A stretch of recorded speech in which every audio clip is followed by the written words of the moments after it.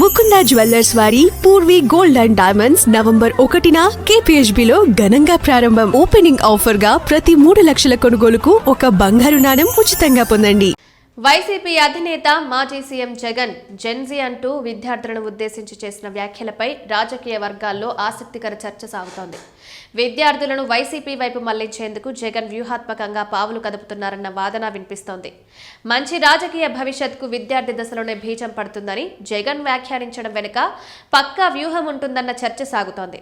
గుంటూరు జిల్లా తాడేపల్లిలోని వైఎస్ఆర్సీపీ కేంద్ర కార్యాలయంలో పార్టీ విద్యార్థి విభాగం నాయకులతో సమావేశమైన జగన్ విద్యార్థుల సమస్యలు, ఫీజు రియంబర్స్మెంట్, మెడికల్ కాలేజీలు, ప్రభుత్వ పాఠశాలలు సహా పలు అంశాలపై చర్చించారు. ఈ సందర్భంగా జగన్ మాట్లాడుతూ విద్యార్థి విభాగం నేతలంతా జెన్జీ తరంలో ఉన్నారని, భావితరానికి దిక్సూచీలని చెప్పారు. రాజకీయాల్లో తులసి మొక్కల్లా ఎదగాలని సూచించారు. సమాజంలో విద్యార్థులుగా తమ పాత్ర అత్యంత కీలకమని స్పష్టం చేశారు. విద్యార్థులకు పూర్తి ఫీజు రింబర్స్మెంట్ తీసుకొచ్చింది వైఎస్ఆర్సీపీ ప్రభుత్వమేనన్నారు. ఆయన పలు పథకాల అమలును కూడా ప్రస్తావించారు.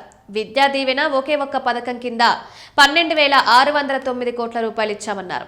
వసతి దీవెన కింద ప్రతి విద్యార్థికి ఏడాదికి 20,000 ఇచ్చినట్లు వివరించారు. ఇవాళ అన్నింటినీ ధ్వంసం చేస్తున్నారని విమర్శించారు. అయితే ఇదే సమయంలో జెన్జీ నేతలను ఆయన పార్టీ కార్యక్రమాల్లో విస్తృతంగా పాల్గొనేలా ప్రోత్సహించడం గమనార్హం.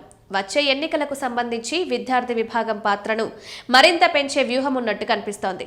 నిజానికి గతంలో ఈ తరహా ప్రయత్నాలైతే చేయలేదు.